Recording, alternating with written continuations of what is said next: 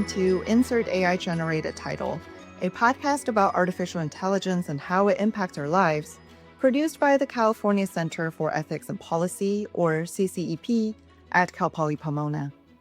My name is Tiffany Ju. I'm an assistant professor of global ethics and technology at Old Dominion University, a faculty fellow with CCEP, and your host. In the spring of 2025, our student fellows explored the ethical and policy issues arising from the rapid development of AI, including privacy, fairness, and bias, as well as larger questions of truth and our very perception of reality. How can we use and design AI in responsible ways? When, if ever, should we trust it?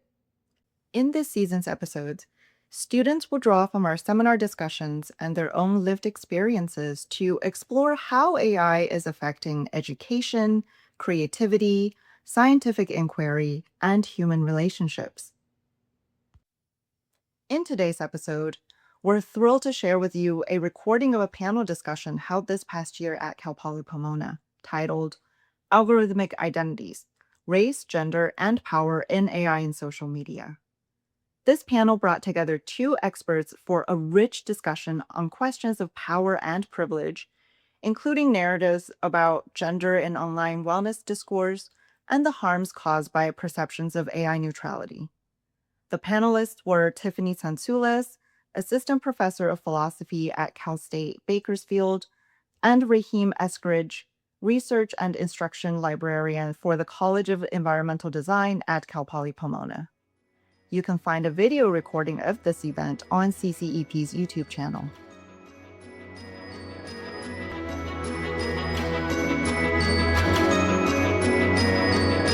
All right, hey everybody. Thank you for joining us today for the AI panel hosted by the California Center for Ethics and Policy and the Digital Humanities Consortium. My name is Jonathan Kerrigan. I'm a philosophy major here at Cal Poly, as well as a CCEP fellow. This year's fellowship focuses on the governance and ethical issues arising from AI's rapid development. So first, get through thanking and introducing some of our sponsors for today. So each year, CCEP organizes programming, including a student fellowship program, a spring seminar class, and our annual speaker and panel series, such as this, around a central theme of national and global interest, but those especially pertinent to California. This year's theme is artificial intelligence, in which this year's fellows will be working to produce a professional quality podcast related to specific AI-related issues of their choice. So, we are hosting some events. If you're interested in making podcasts of your own, DHC is excited to be hosting two podcast deep dive workshops on campus tomorrow and Monday. Check out the DHC's Instagram for more about these events and other things we'll be offering over the spring and summer. So we'd also like to thank the DHC, the Digital Humanities Consortium, who offers resources for students, faculty, and staff, broader CCP and Pomona communities as well. They host expert pedagogical workshops, micro-credentialing, and showcase faculty and student-produced digital scholarships. So before we get to the introductions of our speakers and soon-to-come speaker, he's on his way. So we encourage you to sign up for our mailing list, listed right here, Instagram, mailing list, calendar. You can see it right there. So straight to it. We have our first speaker, Dr. Tiffany Tsoulis. She's the director of interdisciplinary studies and assistant professor of philosophy at Cal State Bakersfield. She teaches on social philosophy of race, feminist philosophy. Her research is concerned with how structural oppressions and privileges are reinforced and challenged within everyday experience. With this in mind, are you interested in mint oil as a remedy for migraines? How about submitting your husband's will? Social media's AI-driven recommendation algorithms are increasingly steering users interested in wellness content towards messages that reinforce regressive gender roles and anti-feminist beliefs. Using online hashtag #TradCulture as a case study, this talk employs feminist philosophical frameworks to reveal the unexpected and growing links between extremist race and gender ideologies and mainstream wellness content. And with that, I'll kind of let you take it over. Hi, everybody. Thanks for having me. So, I was thinking about the title for this panel, Algorithmic Identities, and it allowed me to really frame the work that I've been doing, as you just heard about, looking at gendered wellness content in social media from a feminist lens, feminist philosophical lens. And so, I want to consider today how we can study the conceptual affinities, the kind of constellation of concepts that come up when we track the content that's surfacing on AI-driven recommendation systems. So think about like your TikTok For You page or something like that, right? And so we might ask, what does the For You page tell you about what it's like to be a woman today? What it's like to be an unwell woman or a woman who is well? And so the lens I'm using then is, there we go, gendered wellness content to think about this topic. So this is a broad category of content primarily aimed at girls and women, but that also takes the gendered body, gendered subjectivity as the kind of target of its interventions. So gender's always figured prominently in wellness, but now that wellness is a multi-trillion-dollar and growing industry that is largely present on social media, my research is showing, and others that I've been reading, is showing that this content is becoming more gendered than ever before, and that those gender narratives are more binary than ever before. So what is wellness? Wellness refers to a myriad of self-directed practices that are aimed at improving an already healthy body. And so the hallmark of wellness is that being well is really undefinable, and therefore it's kind of impossible to measure whether or not you've achieved it. And so wellness content is really driving at getting the individual to engage in an endless task or endless series of tasks aimed at achieving this kind of amorphous thing. And so we get these sort of vague buzzwords like mindfulness or positivity or non-toxic or optimization or something like that. So I started to become interested in this topic as a feminist philosopher when I noticed in real time that my Explore page on Instagram was suddenly suggesting or recommending what I would call explicitly anti-feminist wellness content, as well as wellness content that had political and other kinds of conspiracy theories in it. So think something like vaccine skepticism. And I noticed that that was happening as I was becoming more interested in what were up until then pretty mainstream ideas, things like organic food or homesteading. You can probably think, oh, that's the one that did it, right? Started driving my feed. So I started to track this move.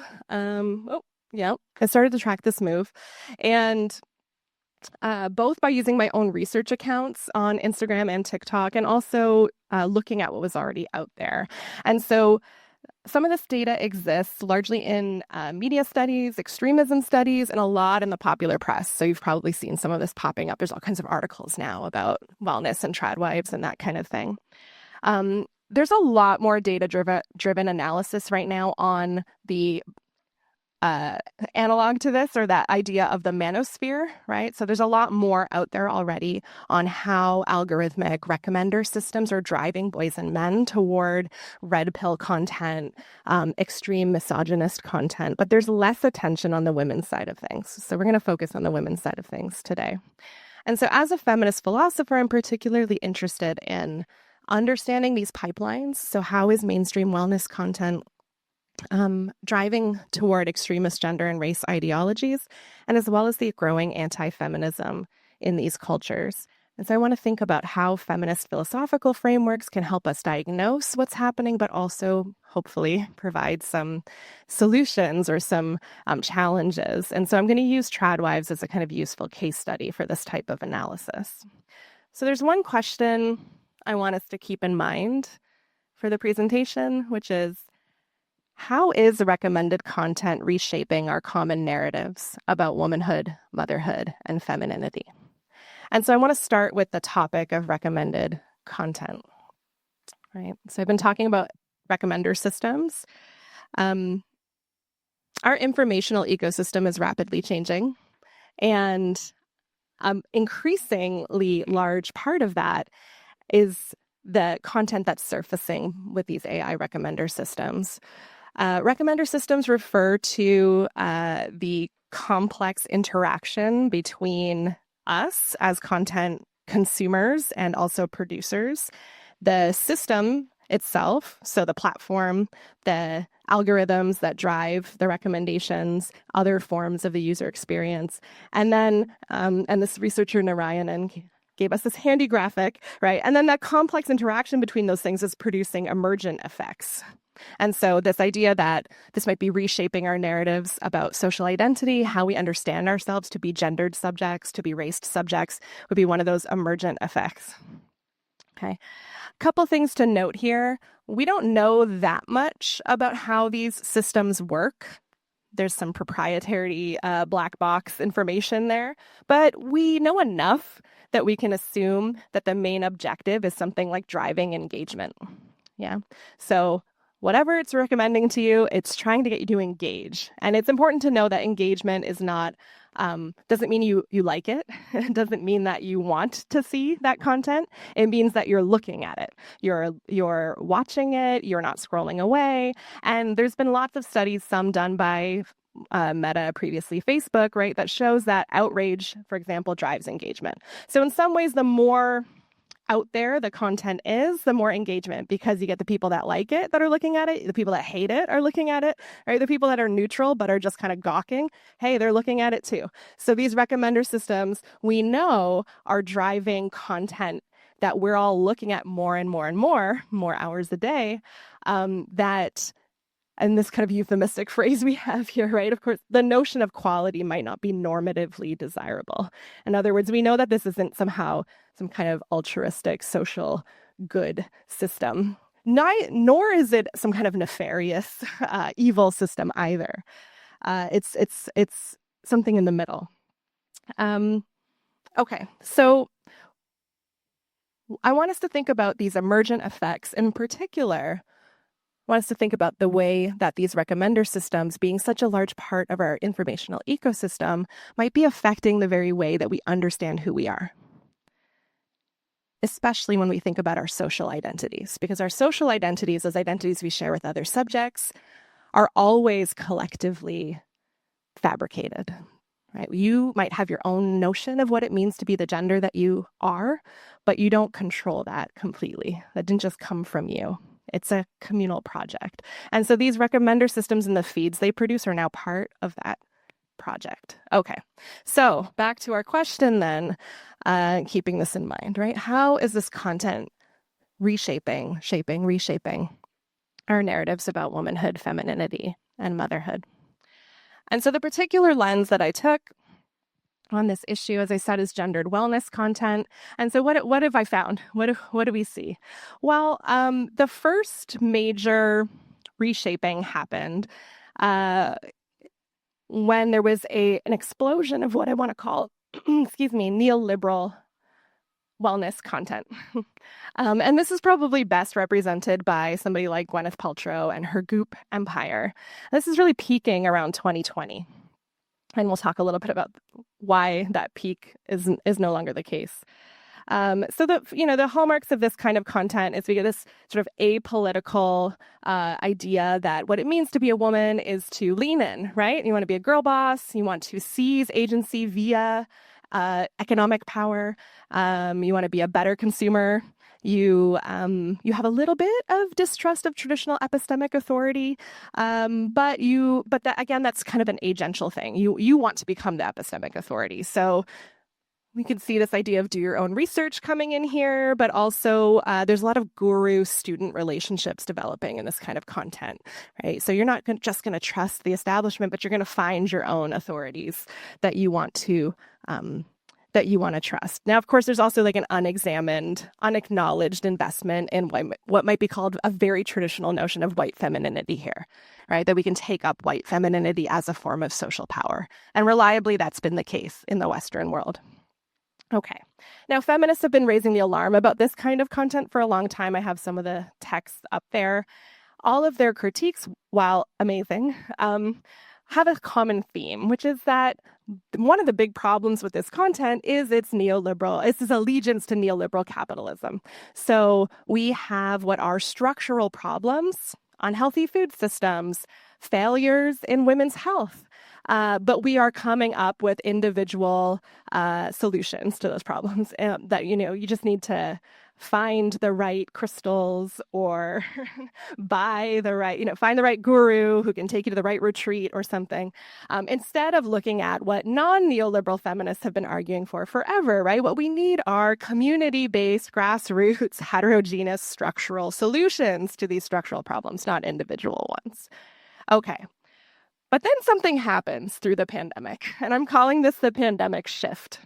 So we see this shift in mainstream wellness content. And let's keep in mind, again, this isn't stuff that we are necessarily actively searching out, subscribing, liking, following.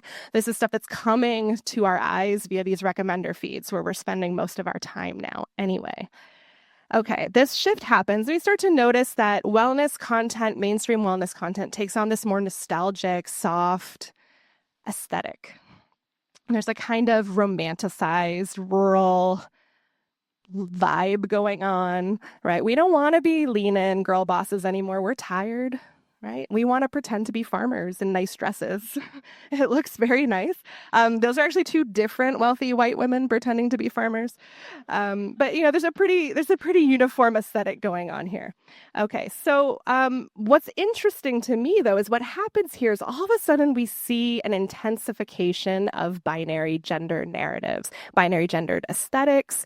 There's a kind of emphasized femininity happening here. We have bows and flowy dresses, and there's if Goop was a little bit sex positive in a, I don't even want to say queer way, but in a sort of not strictly cis heteronormative way, cis heteronormativity is right back in this version of wellness content. And then politically and epistemically, we also see a kind of intensification. So the anti-establishment sentiments are stronger. In fact, kind of excitingly, there's some anti-capitalism going on here, but it's not a sustained critique by any means or a thought-out critique by any means. And there's a kind of overt distrust of epistemic authorities happening. So we're mad at the CDC, we're mad at the FDA, right? That's becoming more and more present in this kind of content. And so one way to frame this shift is to say that gendered wellness culture is taking part in this larger phenomenon that Kathleen Bellow named the crunchy to alt-right pipeline. And so you might think of figures like RFK Jr., the Make America Healthy Again movement, and that's, again, really ramping up through the pandemic. It's always there, but becoming more and more mainstream and now, holding federal office. There's a couple things I want to note here. The first is just that AI-driven recommender systems love this stuff. It's great because it drives engagement. I'm sure some of us I engage with this content, right? It's really nice to look at. Sometimes I have to go like, I don't like the gender norms you're kind of pushing there, but man, that's pretty, right? But it's also gets a little bit edgy, and so that's driving engagement too. The second thing to note is the intensification of binary gender narratives in this shift, right? As I mentioned, there's this idea that we're going to capitalize on the social power afforded by normative femininity. That this is a kind of reaction to the way that women are burning out in our late stage neoliberal capitalism. And so the third thing I want to note is that when we pay attention to how gender operates in this shift in the content we see popping up on our recommender feeds, it really highlights something that scholars who study extremism have been saying lately, which is that more and more we see girls and women engaging in extremist communities online. And so, like I said, we're paying a lot of attention to the pipeline in terms of how young boys and men are being pushed into those communities. I think wellness is a pipeline for how young girls and women are being pushed into those communities too. Okay. Best example of that then are our trad wives. Let's meet the trad wives, right? In a perfect sense, they're showing how the effects of this kind of emergent ecosystem. So these affinities I've been tracking between gendered wellness content, regressive or increasingly regressive gender and race norms becomes much clearer and much more worrisome when we consider the rise of tradwife content. And the latest number I could find was from September 2023. But by September 2023, the hashtag tradwife had been viewed 250 million times on TikTok. We can imagine it's much, much more than that at this point. So this isn't fringe whatsoever. Tradwife content is in many ways a continuation of the mainstream wellness project aimed at women, right? That is, it's purporting to provide women with solutions to the ills of modernity. So if we look across all this content, there's one thing we can all agree on. It's like women are not well. We're struggling. Okay, but how does the tradwife say that we should achieve wellness in this very strictly gendered framework? Well, the tradwife tells her audience that achieving wellness requires committing to kind of disciplinary practices. Same thing with mainstream wellness content. It's always about, these are my 10 habits for having an effective day or something. That doesn't go away. But those disciplinary practices now are aimed at developing a kind of submissive feminine subjectivity. Right? So we are proudly anti-feminist, we're proudly pro-patriarchy, we're willfully submitting to male authority. In fact, women are unwell because of sort of misguided attempts. They were swayed by those feminists, right? Those lean-in feminists to try to become men. And so we need to return to this traditional, naturalized, universal notion of femininity in order to be well. We see an old idea come back again, which is this notion that female subjectivity is about suffering, in the sense that suffering and sacrifice. So what should you do with your agency as a woman? You should use it to sacrifice the self, right? You sacrifice primarily to your husband, to your children, but also to the community, to your race, to the nation. And nationalism definitely comes in here too. In fact, there's this trend of like male trad husbands bragging on social media about their wives giving birth without medication or something, right? It's a very visceral indication that suffering, the woman suffering, is the way that she's sort of showing her optimized femininity and her ability to be well. Aesthetically, we see the same trend from the post-pandemic shift, right? Dreamy escapism, a sort of nostalgic domesticity. But this time, the aesthetic as well as the discursive connections to white nationalism, Christian nationalism, and neo-fascism are much more apparent. So, in fact, so apparent that we have researchers who work on extremism that are studying tradwives now. This might be a little bit small, but they've kind of mapped out the landscape of tradwives. And so what we're seeing here in real time is something about, or in a visual sense, are those emergent effects. So what happens when we're interacting with these recommender systems that are surfacing this content to more and more eyeballs? Well, there's a clear pipeline happening between folks on this side that are maybe into less extreme political, ethical, and social positions toward folks on the other side that are very explicitly, say, pro-white, pro-Christian, Christian nationalist, and so on. Okay, so now that I've given you all of that, back to our question, right? How are recommender systems, or how's the content, I'm trying to remember what I said, how is recommended content reshaping our common narratives about womanhood, femininity, and motherhood? I want to leave you with some thoughts. That could seem really scary. I could have told you a different story, and I think that's important too. So the first thing I want us to notice is that our identities are contested, and they always have been, right? Social philosophers are always have been telling us for a long time, that our sense of self, our subjectivity is not something that we just create, but is in fact developed through a kind of contestation with other agents, with cultural norms, with structures. And we can't deny that AI recommender systems in our social feeds are now part of that. They're part of that contestation. All of these cultures that I mentioned, this anti-feminist, sometimes pro-white supremacist narratives also come with all kinds of counter narratives too. So there's parody accounts that are mocking trad wives. There's trad wives accounts that are very clearly sort of like pornographic fetish material. It really runs the gamut.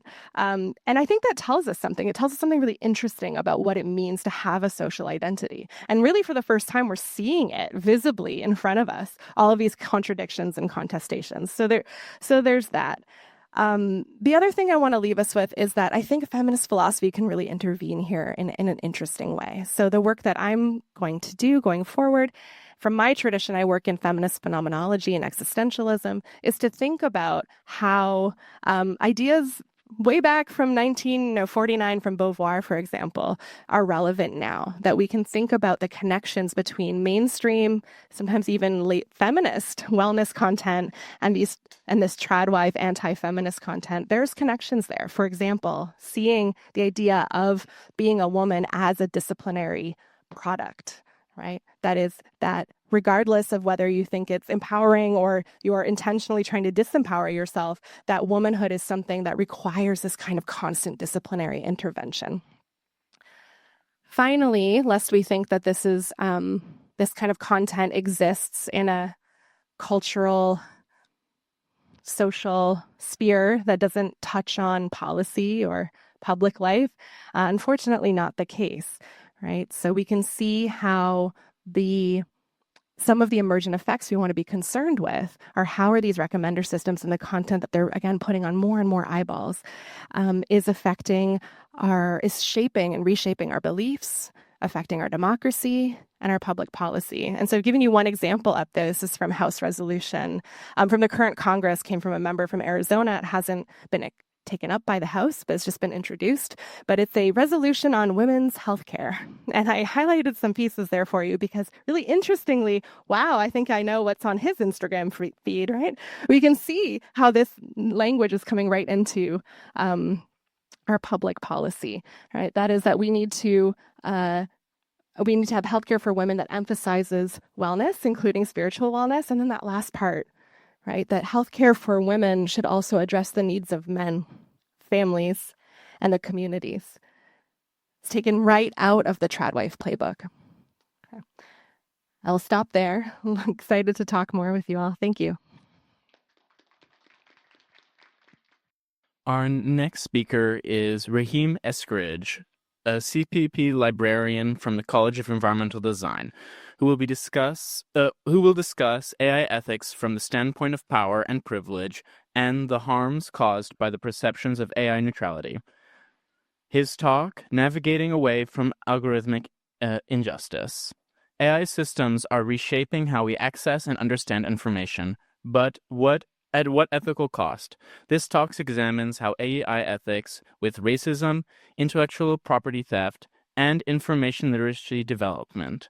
From the extraction of marginalized voices, creative work, to the biases encoded into algorithmic systems, we'll explore how AI reinforces existing inequities while complicitly the pursuit of credible, ethical information, grounded in critical information literacy. This talk invites reflection on how educators, creators, and users can navigate AI's challenges while fostering agency and accountability in digital spaces. Good morning. Hi, my name is Rahim Eskridge, and I am, thank you for that introduction. I am one of the librarians here at Cal Poly Pomona. And one of the things that I spend a lot of time doing is looking at how students interact with information, how students interact with technology and information, and how students interact with AI and information. And so I thought that I would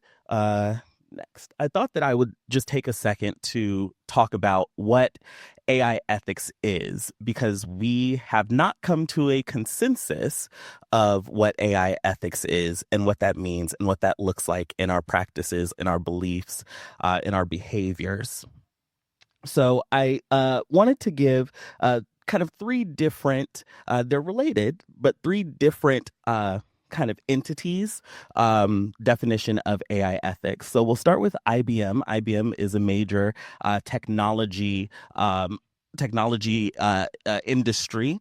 And we see that they talk about AI ethics as a multidisciplinary field that studies how to optimize the beneficial impact of artificial intelligence while reducing risks and adverse outcomes.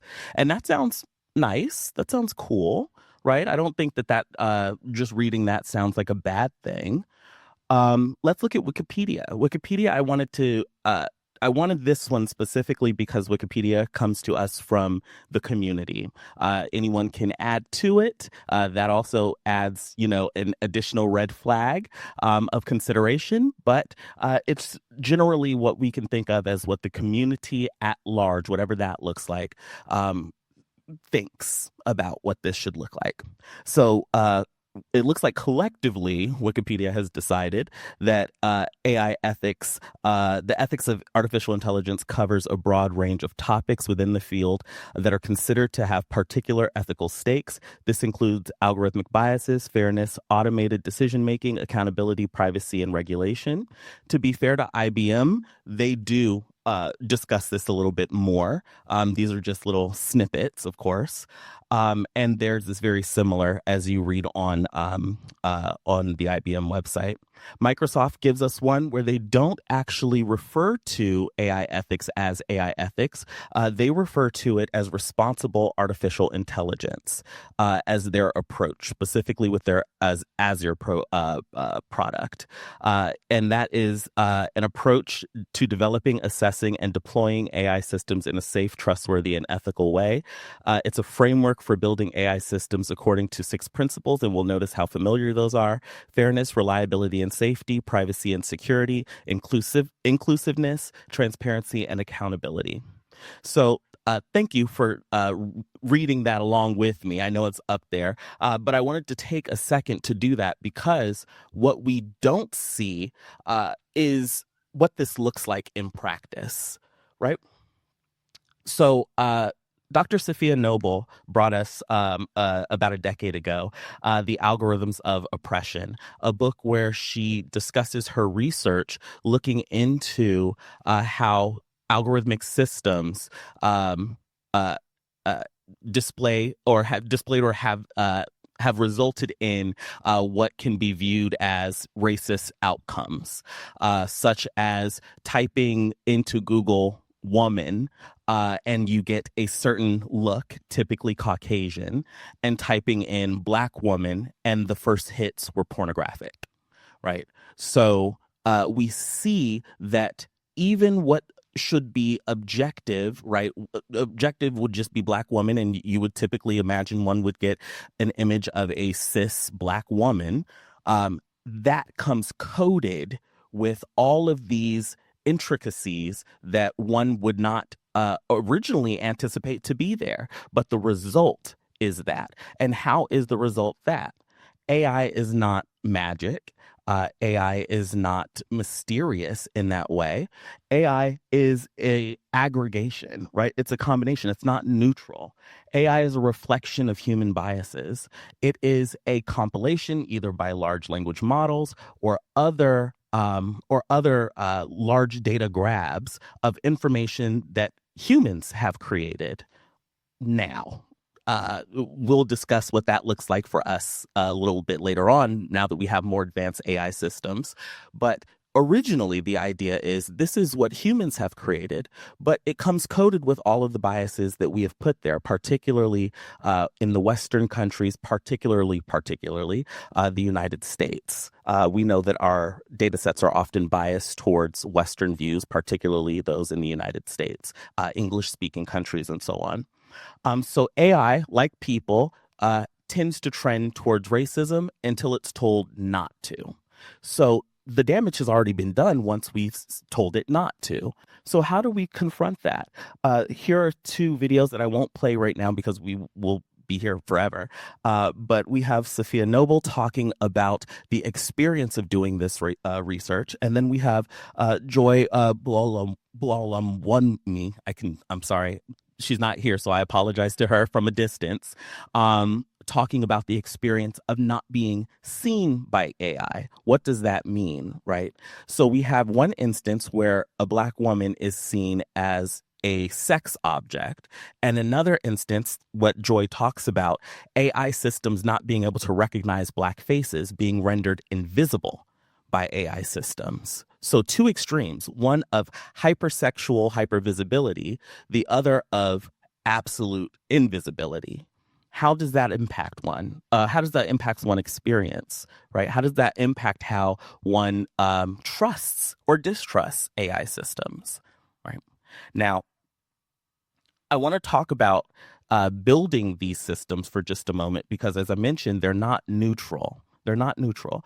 When we train AI, as you can see here, AI learns, quote unquote, from all corners of the internet. There are various different AI products and AI systems. So we're taking a very broad brush here, but AI is able to learn anything from just about anywhere. Wherever it can get the information, it'll do so. And there's very limited legislation keeping it from doing so. So AI in that way is a reflection of the norms, values, and biases that have been fed into it, that have been created by all of us. And those things are always there. They're always a part of the part of the mix. That's not necessarily a bad thing. It's not to say, anyone's particularly evil for having a bias. We all have biases and they all manifest in different ways. But collectively, once all of those are put together into the soup that AI is feeding from, we start to see patterns emerge. And so the AI has not only, now that we've gotten to this stage in generative AI, is not only learning from these large data sets that have all these biases in them, they're now starting to learn from each other. AI systems are starting to learn from each other. I didn't put up here the dark forest theory. We don't have time to go into that. But the idea being that as AI becomes increasingly more common, and as AI products and their output becomes more and more of what's available on the internet, we start to see human output less and less. So it starts to learn from itself more and more. So just like making a fax of a fax of a fax, or a copy of a copy of a copy, the flaws end up, oh, I see me, I hear me. That's so cool. The flaws end up becoming magnified. They end up becoming heightened. They end up repeating one another in a way that becomes counterproductive. Well, it's been counterproductive from the start, but it's increasingly counterproductive, because now how do we undo it? So when we use AI, part of the problem with this, so I wanted to go into the training element, because part of the problem is, I've said all this, it's not going to stop us from using AI. We're still going to do it. I don't imagine anyone is going to leave this room being like, I'm swearing off of all AI right now, right? So we can talk about AI ethics until we're blue in the face, but as the products become more ubiquitous, as they become more ingrained in our everyday experience to the point of invisibility, we have to contend with what it means to use it. And these need to be thoughts that we have actively, so that we can contend with what we will do next. So it's becoming increasingly difficult to spot fake images, to spot faked information, hallucinations, what they're called, when AI creates fake information out of nowhere. It's becoming increasingly difficult to spot that. It's increasingly difficult to know where AI is getting the information it's getting. Again, these are large data sets, or it's combing the internet for whatever it is to address your information need. Some things like ChatGPT will put limited citations or links where it got things like the Google AI feature that tells people to, put glue on their cheese pizza. They might give you a citation of where they got the information from, but it doesn't tell the whole story. The information is increasingly difficult to evaluate.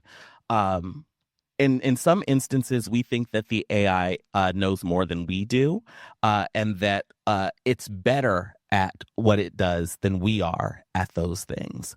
And so this creates for us a false notion that I don't think we know we need to challenge, and I don't think we know how. So I want to introduce a method that I work with my students. This method comes to us from Mike Caulfield out of the University of Washington, and it's called the SIFT method. This is increasingly important because while AI ethics are important to me, and while I think it's important that we find more robust ways to interact with the world than to rely on AI to do things, I don't get to tell y'all what to do. So the one thing I can do is give you a tool to help you think about the information that you're coming across, especially information created by AI, so that you can make the best decisions for you in that moment. So we'll start with the first letter of this acronym, the SIFT method. The first letter is S, and that's for stop right there. Don't do anything, right? You've come across information, don't do anything with it. Don't share it, right? Don't try to avoid having a strong emotional reaction to it. I think we've all been on TikTok or Facebook or any social media and seen someone post something, and we're immediately upset about it.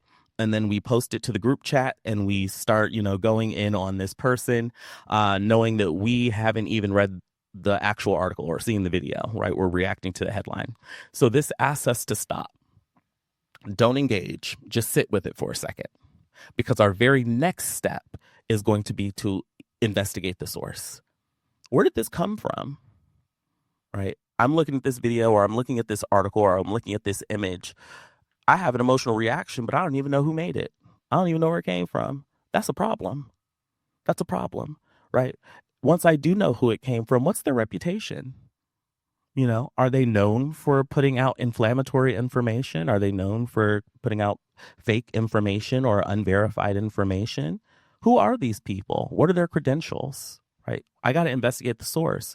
Who is this organization, right? I have to look into that. Our very next step after that, I need to find better coverage. Somebody put this information out. They're sharing this information. No one shares information for no reason. No one puts the time into creating something for nothing, right? We all have better things to do, I would imagine, right? So our next step there is to, beyond questioning why this exists, does it exist in a better place than where I found it, right? If someone's sharing, let's say, a video on TikTok, I'm picking on TikTok today. If someone shares a video on TikTok, let's say it's a video of some, I don't know, politician saying something. We'll try not to get political.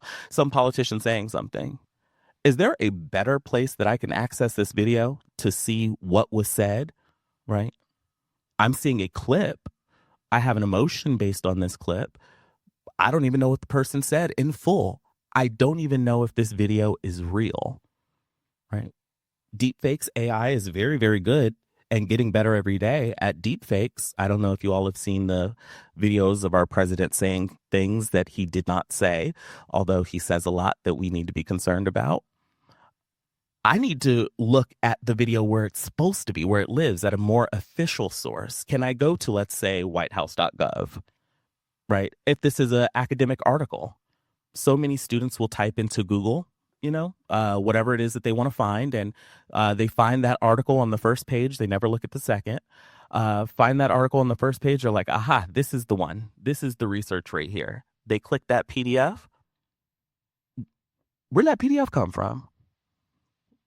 I don't know. Did they look at the journal, right? Did they look at the top of it and see, little journal name, and go to the journal's website and check to see if that article is there, check to see if there's maybe a retraction to that article? No, they just kind of took it, right? This isn't to shame students. I mean, this is just, if you don't know better, you don't do better, right? So this will ask us to make that a part of our behavioral patterns. Let me find where this thing exists in the best place that it could possibly exist. Rather than a floating PDF online, let me go to the journal and let me go see if it exists there. Let me go see if it says the same thing there that it says right here, right? Instead of this TikTok video, let me go look at where this clip might have came from. Let me see it in its full context. That's us bleeding over into our T, which is to trace back to the original.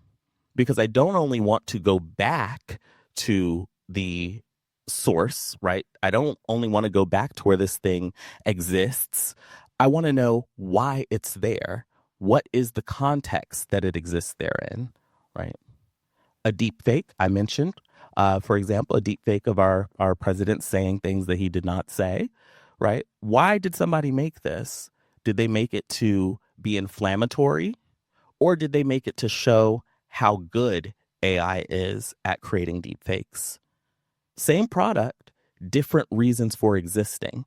That's different reasons why I would interact with that information, right? So I'll go over that again. Our first step is to stop. Don't do anything with it. Sit for a second. Don't share it. Don't get angry. Don't get excited. Just sit.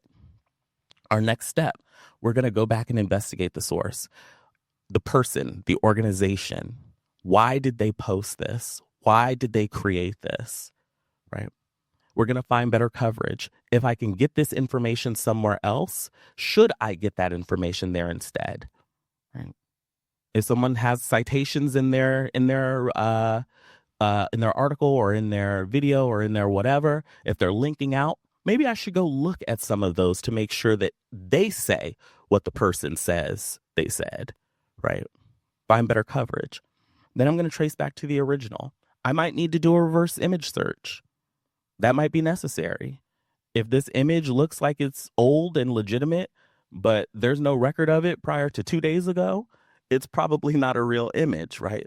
We have to look beyond, the weird spider fingers that AI used to put out, and look into it deeper. I have to see if there's a record. In art, they would call it provenance, but we aren't so lucky in the wild, wild west of the internet. I have to look to see if there's a deeper record of this existing. I have to look to see if it's been altered in any way. I have to look to see if the original context has been changed. We all have heard of misinformation, right? Or disinformation, but I need to be concerned about malinformation. I should have made a slide about that. I need to be concerned about malinformation, taking information that's true in a context, removing it from that context for nefarious purposes, for the purposes of deception, right? Or to cause harm, right? These things are important. And when we rely on AI, right, to be our arbiter of truth or to be the resource that we use to get us the information, and we have no tools in our toolbox to be able to evaluate that information, then those questions of those AI ethics become even more apparent. They become even more important. How can I be effectively concerned about the erasure of Black women in AI, so much to the point that it can't even recognize Black faces, or to the point that it's hypersexualizing Black women, or to the point that it's hyper-criminalizing Black men, right? How can I be concerned about those things, know that they're on the table, and then not have any tools to question the output of these things when I encounter that information? Even if I don't want to let go of AI altogether, which is impossible in the year of our Lord 2024, 5. I don't even know when it is, 2025. Even though that's impossible, right? And even though I might not be at a stage where I can reasonably contend with the deep ethical questions that come with the large-scale theft of intellectual property to create various AI properties or projects or products, even if I'm not there, which is a great place to be, but even if you're not there, the least we can do is be critical of the information that it puts out. And this is one tool that will allow you to do so. So I want to say thank you so much for letting me yap at you for a little bit. I'm happy to answer any questions and continue this conversation deeper. As a student of critical information literacy, that looks at the intersections of power and information, I know that this conversation never ends. My bias, I'll be open about. I am deeply anti-technology. I love pen and paper, and I think we should go back to it. So that's my bias out there. But knowing that we live in the world that we live in, being realistic, I know that these conversations require further investigation, and I'm happy to be a part of that conversation with you. So thank you. Thank you very much for those wonderful presentations. Before we get into the Q&A, we do encourage everybody here to fill out a quick survey at the end. You'll get some free swag. Stay till the very end. Get some cool stuff. I did have some personal questions. So Raheem, I guess we'll start with my question for you. You had spoken on AI generating racist content until told otherwise. In my AI ethics class, we also discussed that AI can derive racist generalizations, even when the parameters are like protected. As it's been developed on like a set of historical context, a data set. So given this, how can we create a future forward data set if that would require a historical data set yet to exist? Or is this just kind of an inherent problem and we just need to focus on like misinformation mitigation, like hemorrhaging the bleeding, as you discussed through your SIFT method? Thank you. That's a fantastic question. And I wish I had an answer that would be a panacea to the problem. I don't work with AI on the technical side. I work on the other side, which is how we deal with it. So when it comes to how it might be coded or how the metadata might exist in a way that would help circumvent those sorts of issues, I can't speak with intelligence. But what I will say as far as how I think we might be able to approach it, I think we might be able to approach it by combining two different things. As we make the products available, we also come with the realization, and this will not be a great way to get investors, but we come with the realization that our product has an inherent flaw in it because our data sets have an inherent flaw because the people that created it came with a bias. Their product or the output, our collective output, came with a series of biases. So the work that it creates may reflect those things. And so combined with the tool, I would also combine with it things like this, ways that we can investigate and make sure that we are looking deeper into the output of AI. As it stands now, ChatGPT, if you type something in there and it's wrong, you won't know it's wrong unless you know it's wrong. And when you tell it it's wrong, it says, you were right.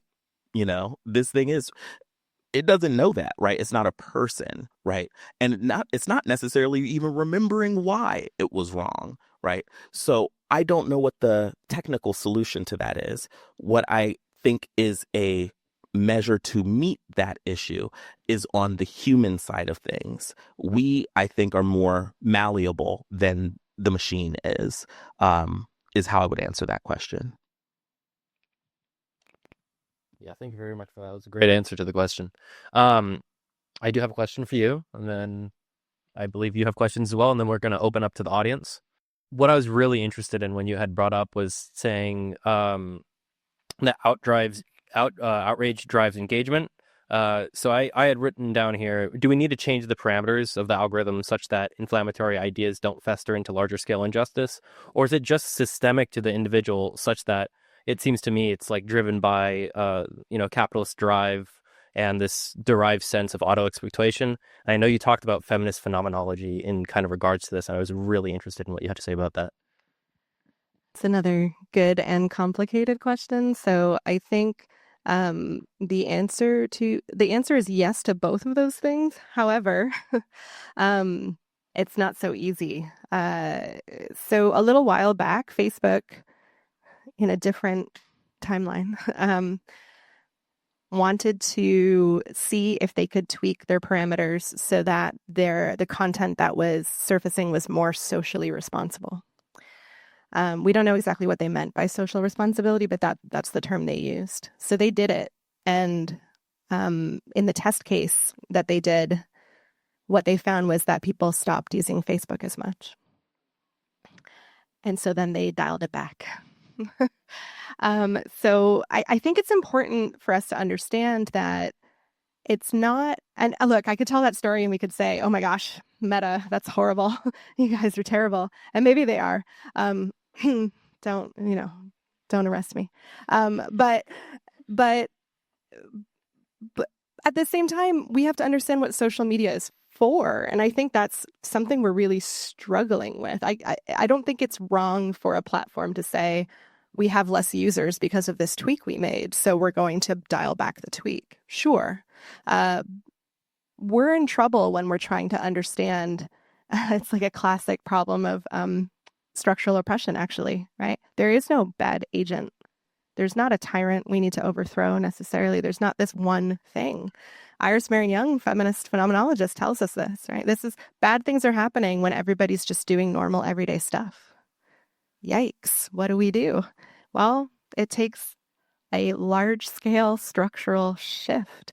And it also means that, yeah, we care about the epistemic side of things. And I think there's a lot of regulation, or there's been a lot of attempts to regulate that disinformation, misinformation. How can we be better information consumers? What I'm really concerned with, and I think there needs to be more attention on, though, is the social side of this. When you're on social media, you're not necessarily in the mindset that you're thinking, I'm looking for good information. Right? I'm looking for good information, so I know I should be discerning, and maybe I need tools to help me be more discerning. Sure, but when you're on social media, you're trying to what? Distract yourself, enjoy yourself, stave off boredom, stave off existential dread, whatever it is, right? So it's harder to tune into that side and think, how can I be a better epistemic agent right now? How can I be more discerning? So I think the problem is fundamentally social as well. Fundamentally social. I don't have a clear solution to that other than we need to be more aware of it. Awesome. Thank you. I have a question for Dr. Tiffany. So when you were talking about the hashtag trad lives, one of the things you made a connection to is the manosphere. And my question is, because when you're talking about the trad wives, one thing you emphasize is how white it is. And there is a lot of racism in the manosphere, but it also is very multicultural. Like, there is a black manosphere, there is an Asian manosphere, there is a white manosphere. Does that exist in that trad community, or has it kind of blocked out everything except for that white ideal? Yeah. Okay. Well, also that's a really complicated question. It's hard to answer. I mean, in one sense, we could say, hey, well, yeah, misogyny is really inclusive in the sense that it does kind of move. It moves across racial bounds for sure. But I think the answer, and yes, there are tradwife communities, especially ones that are very closely tied to religious communities that are just like our religious communities can be really racially segregated here. We can see the same thing. But I think there's a difference between whiteness as a phenotypical characteristic or something that an individual person has, and whiteness as an ideology. And when we think about whiteness as an ideology, as it's tied to things like binary gender through colonialism, by the way, right? That ideology can be present in what are non-white communities when we look at phenotype. And we can see that in things like colorism, for example, or preference for what might be seen as Eurocentric features. But even in the notion of what it means to say, like, be a proper woman or be an alpha man in these communities, there's a sense in which we're still upholding what Bell Hooks would call white cis heteropatriarchy. I'll have to stop there to try to keep it short, but yeah, there's a much longer answer too. Yeah. I'll be opening questions to the audience just because of time. Thank you guys for being here. For Rahim, why do you believe that universities, institutions like CPP are so anti-AI right now? Like, day one of classes, when we're all in our class going over the syllabus, every professor, don't you dare use AI. Like, check this box saying you didn't use it when you turn in your assignment. It's really like that right now. When in reality, like you said, AI is here and it's not going anywhere. And I'm sure everybody here has used it, myself included, to help with assignments and whatnot. So why is colleges and school institutions so anti right now? And do you foresee it becoming a part of mandatory curriculum, even at elementary level and stuff like that? Fantastic question. Truly fantastic question. So I will also try to keep this brief, even though the answer is very long. A few things. The AI that we're talking about, for example, autocorrect on your phone is AI. The AI that we're talking about, things like ChatGPT and other things like that, have only existed for about 3 or 4 years. And in that time, their use has exploded, right? They're everywhere, right? We now have a contract in the CSU for the next year and a half or so that all of you will have access to ChatGPT. You all have an account, right? As of 2 weeks from now, you'll be able to access it. I got it now. Um, I use ChatGPT, my own account, to write the abstract, right? For this, right? The topic description, right? I know how to write one. This is not my first panel. I've done it. So I told it what I was talking about and I let it do that. And I went through it and evaluated what it came up with and, changed what I wanted to change. Fundamentally, I know how to write an abstract, right? I had to learn how to write an abstract, right? The problem for, I think, many professors, and I teach here as well, and I have the same policy in my class, please do not use it unless, right? There's always a unless, right? Is because first and foremost, I think there's a misunderstanding or a disconnect between what faculty see as the role of the students, what students see as the role of the students, and what administration see as the role of the students and the university. I do not see this place as a job training facility. I see this place as as one of the few places on earth where your only role here is to learn, fundamentally to acquire skills and knowledge, right? So when you come into my classroom, my expectation is that you are here to learn. And so if you are using ChatGPT, let's say, to write an essay for you, you are taking away that opportunity to acquire that skill. Now, you may be able to go through it and say, I've changed this, this, this, and this, and this about it. So that was me, writing the paper. I would disagree because my experience as a professor has shown me, and working with students has shown me, that when students are asked to write that paper without the ChatGPT or whatever, the output looks very, very different because the fundamental skill has not been acquired. So if you have the skill, if you have it, I have no problem with you using it. I have no problem with it being used for brainstorming. I have no problem with it being used maybe for an outline. That's about as far as I would comfortably go at this stage of a student's experience. And even an outline, that would be a senior using it as an outline.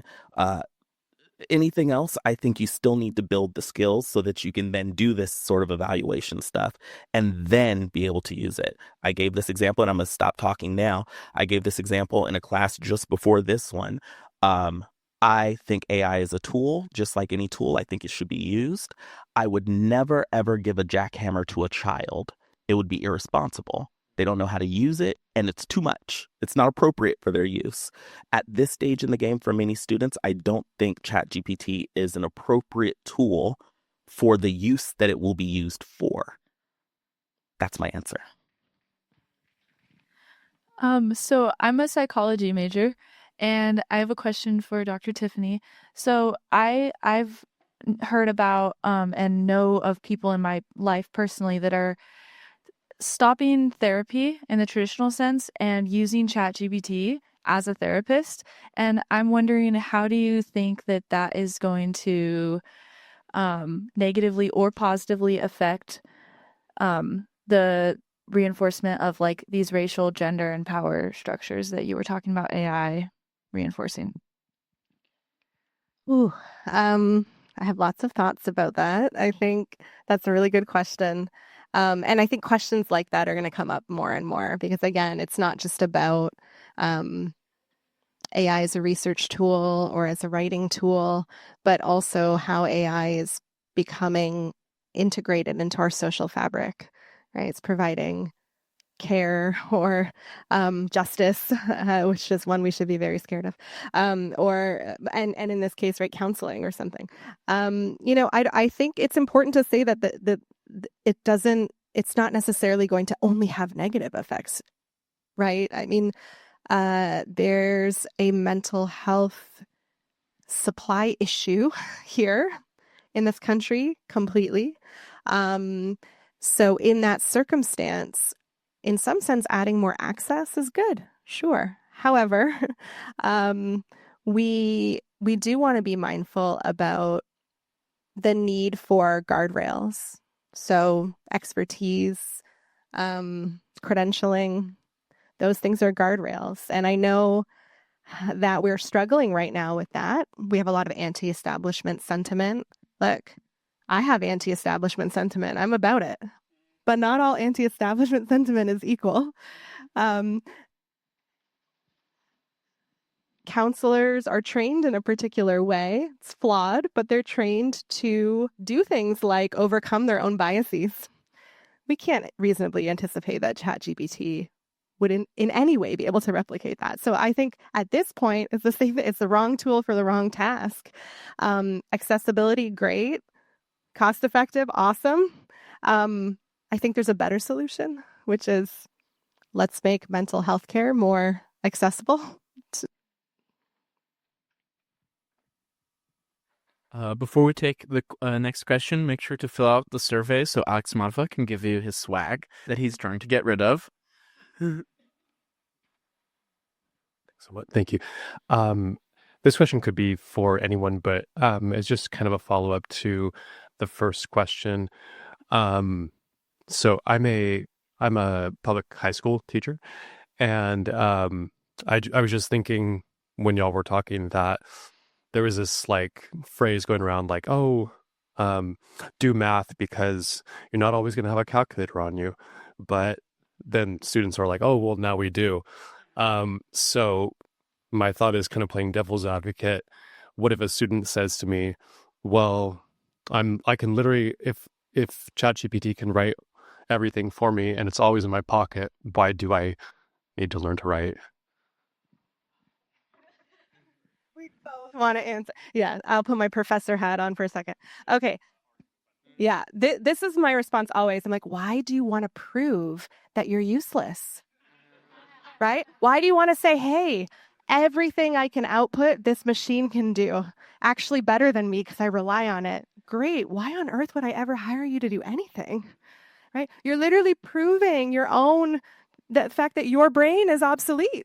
You're like, you don't need my human input whatsoever. Stop doing that. Stop doing that. Capitalism loves that. It's like, great. Guess what? The AI doesn't need benefits. It doesn't need time off. No, you should be working to show, hey, these tools are great, but they're only great because my brilliant mind is telling it what to do.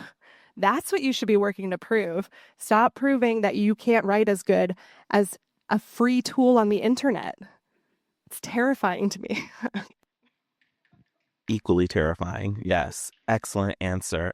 I want to follow that up with, I think, a sentiment that I expressed earlier. It's not always right. It's not always good. It's not a person. It's not intelligent. It doesn't have the capacity for intelligence. It is a machine that recognizes patterns and puts things together in a way that it thinks best fits that pattern with whatever level of competence. There it is. It's in the word, right? Artificial. It's not always right. Let me give an example. I love D&D, Dungeons and Dragons. Big fan.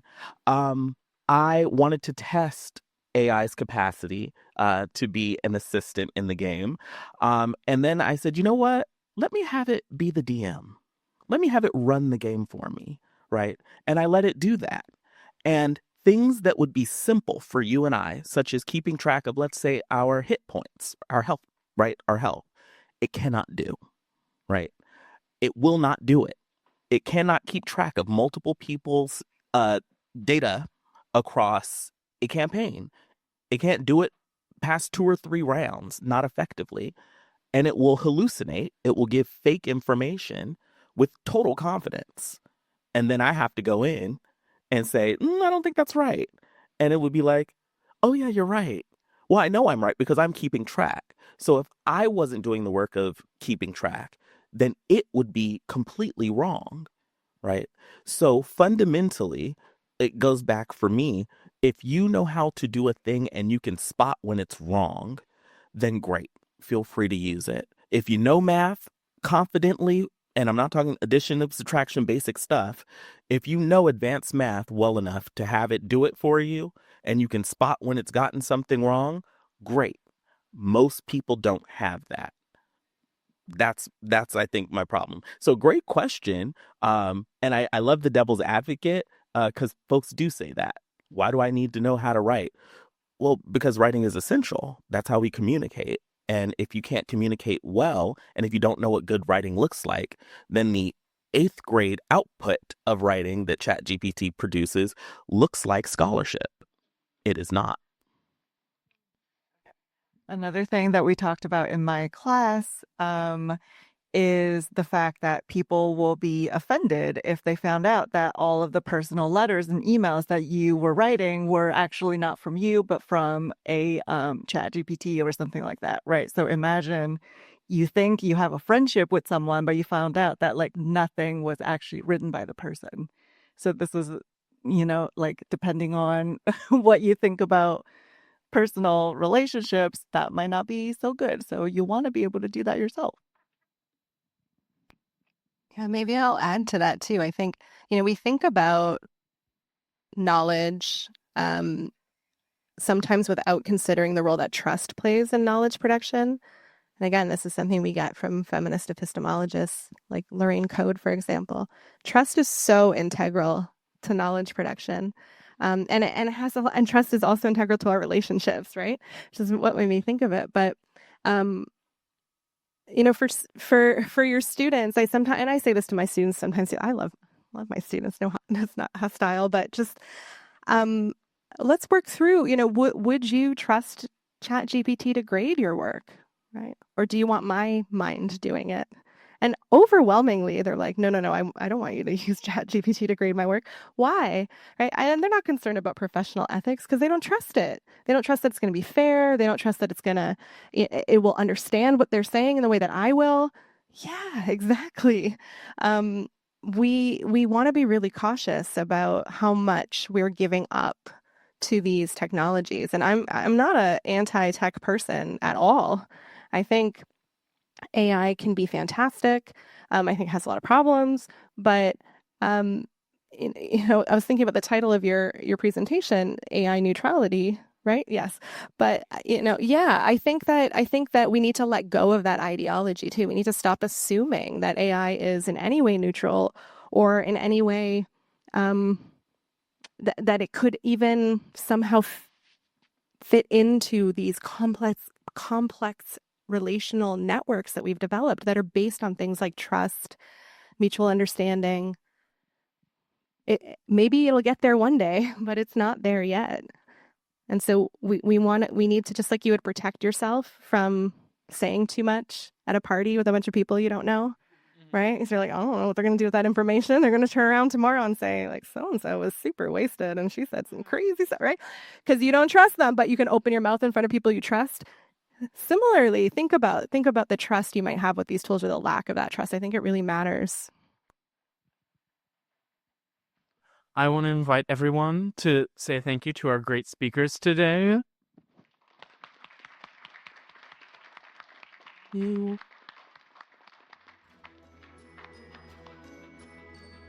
I guess we're all free to go then. If you care about these issues and like what you hear, please share our podcast with your friends, family, and colleagues. Thanks for listening.